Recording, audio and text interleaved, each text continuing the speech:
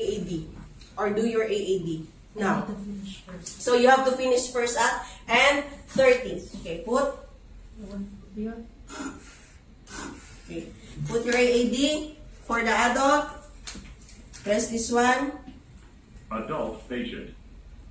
If the patient is a child, If a press child, the child button. chest and back. Remove clothing from the patient's For the chest. patient, here. Remove packet and apply pads onto patient's bare skin. Hold here and here, not here and here. Okay? It's here until the helps arrive. Okay? Like this. Okay, your instructor will say, okay, your patient have pulse, have breathing. What you're going to do? I don't know.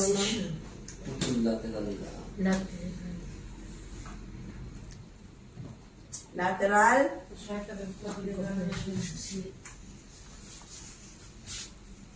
Lateral. When you will hear patient, then after, do not touch the patient.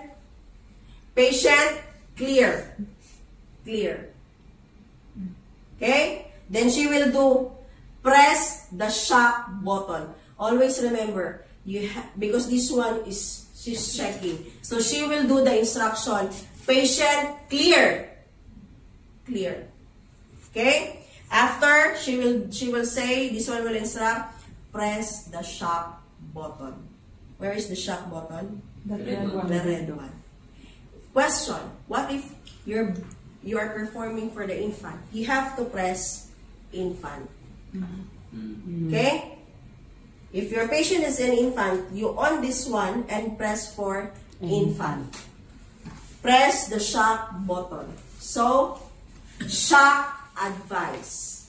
So, after shock advice, proceed to CPR again. Okay? After performing CPR, and your patient and your instructor will say, okay, your patient now has pulse, but no breathing. So what is your priority now? Rescue breathing. So you perform C-shape. How you will count? You count. 1. Wait. You count. What? No. You count. 1, 2, 3, 4, 5. 1, 2, 3, 4, 5, Louder. 6. Wait. 1, 2, You 3, count. 4, 5. I cannot hear. 1, 2, 3, 4, 5. I cannot hear. 1, 2, 3, 4, 5. 1, 2, 3, 4, 5. Okay. Okay. Again. 1, 2, 3, 4, 5. No. 1, 2, 3, 4, 5. Okay. Wait. Count. 1, 2, 3, 4, 5. Tilt. Tilt. Yeah. Every time you give air, you have to tilt.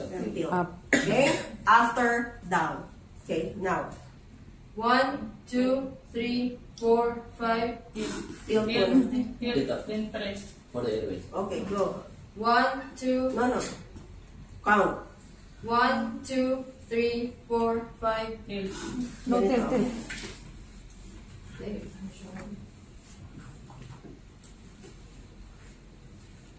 One, 2, 3, 4, 5. Tilt. Down. 1, 2, 3, 4, 5. 1, 2, 3, 4, 5. Okay. Get it. 998. After calling 998, I have to check for carotid pulse together with airway, breathing, and circulation. How many seconds to check? 10 seconds. 1, 2, 3, 4, 5, 6, 7, 8, 9, 10. My patient, no pulse, no breathing. My patient, no pulse, no breathing. I have to proceed for CPR. Bend your knees. Put this one here together with this. Stretch. You have your force here. Use your arms, not your back. Don't do ocho-ocho. Okay? Dito ka. Yes. You have to do sit down. You have to open this one. Okay. Remember, she has legs. Okay? It's only a mannequin. So, start. And 1, and 2, and 3, and 4, and 5, and 6, and 7, and 8, 9, 10, 11, 12, 13, 14, 15, 18, 19, 20, 21, 22, 23, 24, 25, 26, 27, 28, 29. If you will hear 29, you have to position your here. Come here, more. Ipitin mo to. Yung ulo niya. Yan. Okay? To protect. Then, you have to do your C shape. C shape. Yan. Ito. Yes. Okay? 28, 29, 30. After 30, tilt. Blow. No, lakasan mo. Yes. Then, put back. Then, proceed. And 1, and 2, and 3, and 4, 5, 6, and 7, and 8, and 9, 11, 12, 13, 14, 15, 16, 17, 18, 19, 20, 22, 23, 24, 25, 26, 27, 28, 29, 30. Okay. 2 breath. Yes. 1, and 2, and 3, 4, 5, 6, and 7, and 8, and 9, 11, 12, 13, 14, 15, 16, 17, 18, 19, 20, 22, 23, 24, 25, 26, 27, 28, 29, 30. And 1. For example, there will be an instruction. Remove packet and apply pads on the patient. You put already. Next is Replace battery. she will say, this one will say, because this one is broken already, no? So you have to put this one here. Then the patient will, this one will do the instruction, do not touch the patient. So do not touch the patient. Because this one will be electronic. Do not touch, when you hear that do not touch the patient, do not touch the patient. If you will hear, put patches, which means still you are putting incorrect. So you have to move and place the correct one. If you will hear, do not touch the patient, which means the placing of the patches is correct. So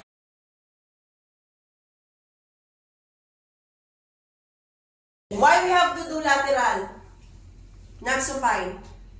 Because a patient who has just recovered from no pulse, no breathing, they have saliva. So you have to side to avoid choking. For the infant, what is the proper position? Reverse Trendelenburg position. You have to carry the child, then put it in this position. To avoid choking. Okay? So I need partner.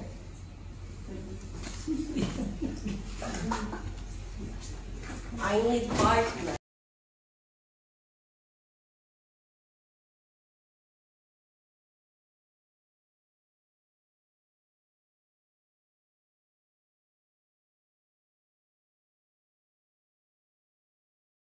Tilting. Then put again back and proceed. This is for adults. For the child, what is the hand placement? 1. Child. How you will identify child? No. Age of 12. Age from toddler to 12. Okay, so that is child. Infant 0 to 1. 0 to 2. Newborn 0 to 1. Okay, so infant, how you're going to check? So child, 1 adult, child, infant,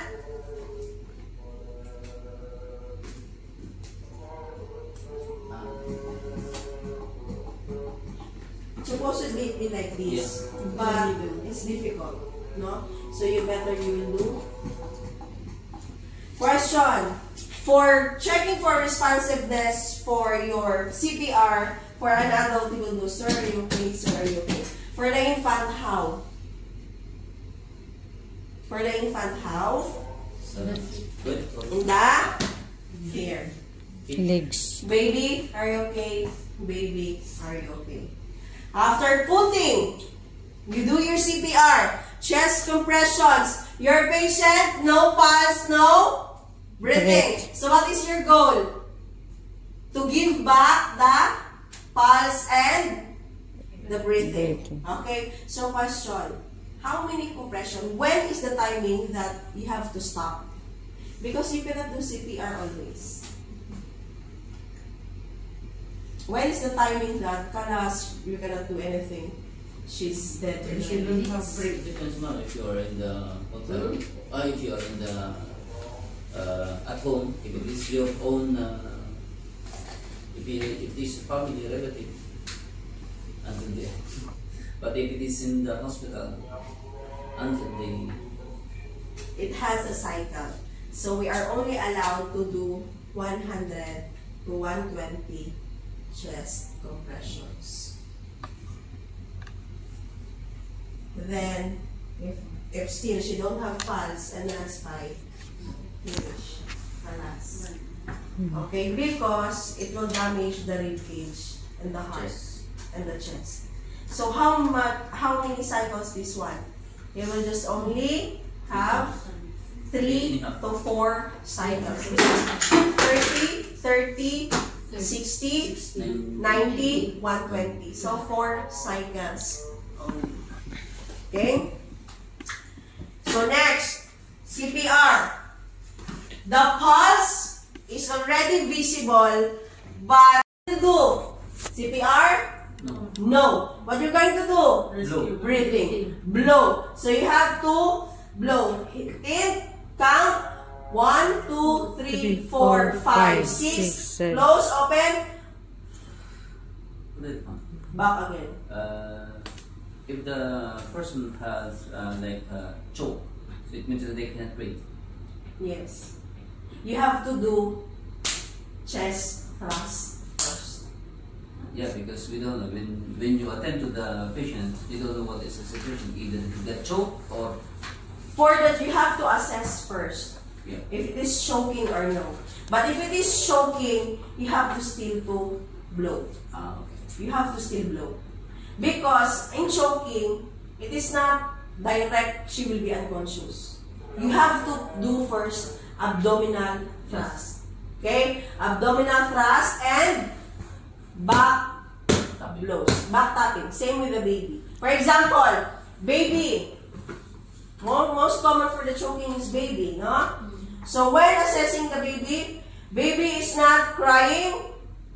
You have to see danger is safe, debris or whatsoever.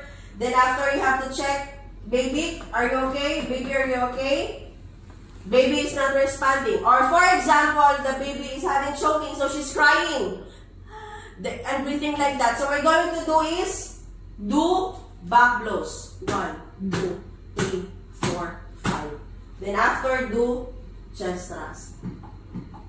4, 5, 6, 7, 8, 9, 10, 11, 12, 13, 14, 15. Then, back blows again. Until Breathing. it will come out. What if it's still not coming out? The baby is turning into blue. Yes. Because she cannot breathe. Yeah. She's turning blue. What you call this one? The color of the baby will turn blue. It's called your blue skin tones or your cyanosis. Or cyanosis. This is a person is experiencing choking without good respiration. So turning the baby into blue, still the object inside, and your baby is now cannot breathe, become unconscious. Where is your priority? Breathing. You have to do for Air mouth. Yeah. 1, 2, 3, blow. 1, 2, 3, blow. You have to tilt still. Okay? 1, 2, 3, blow. 1, 2, 3, blow. But the difference for the baby and for the infant, when blowing, for the adult, nose, mouth only. For the baby, nose and mouth full. Like this. Blow together with the nose and the mouth as one. Okay? For the baby, nose and mouth. 2. Blow. What if, upon rescue breathing, you check again the pulse. Now, no pulse. What are you going to do? CPR. CPR. Okay, you have to do your CPR. That means to say, as long the pulse is been absent, CPR direct. Yes. If the pulse is absent, you have to do CPR. Because time is gold. You cannot delay even 1 second. If you check that the patient, no pulse, direct CPR. That's why I teach you on how to check your pulses. You have to memorize the different pulses in the body. If it is conscious, you can check radial pulse. If unconscious, direct carotid pulse. And you know already your pulse rate and respiratory rate normal values. Okay? So next is breathing. So for the adult, C shape, 2 hands down. For example, one is doing the CPR, or you will do rescue breathing. 1, 2, 3, 4, 5, 6. Tilt. Not like that only. You have to, because you will do air. 1, 2, 3, 4, 5, 6. Tilt. Down. 1, 2, 3, 4, 5, 6. Down. 1, 2, 3, 4, 5, 6. Down. My patient, upon assessment, patient has breathing already. She has pulse. What is your recovery position? Your? Side lying. You have to put your adult patient to No, side lying. only last week. Side lying. Your lateral.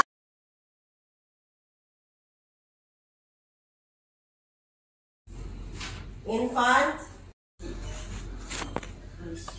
Disputed. Rescue breathing. How you will do rescue breathing? Adult.